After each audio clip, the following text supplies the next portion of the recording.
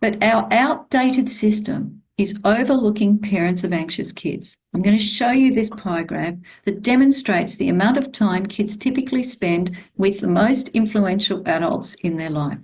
So let's consider your child who's currently struggling with anxiety. Typically in our mental health system, they'll be referred to some kind of therapist. It might be a school therapist, or it could be an external one. They could be put on a mental health plan or something.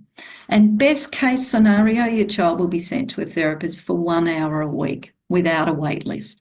Best case scenario. You know it's unlikely, but let's just roll with the best case scenario. So that makes up 0.6% of a child's week.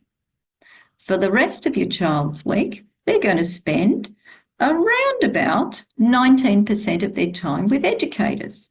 And then they're going to spend around about 2.4% of their time, this is on average, with other people like their footy coach or their dance teacher or whoever else they're meeting there, who's responsible for them at the time, and their other activities.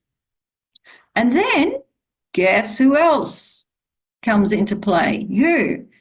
They spend 78% of their time with you, or you're responsible for them for 78% of their time. Now, let's imagine your child seeing the most highly experienced anxiety specialist. We know this is extremely rare, but let's keep rolling with the best case scenario, and let's say the session goes really well. Now, I really feel for therapists sometimes, because typically after any child has a session, they go home to their family who unknowingly, unintentionally, I did it, continue to run the same program, operating system.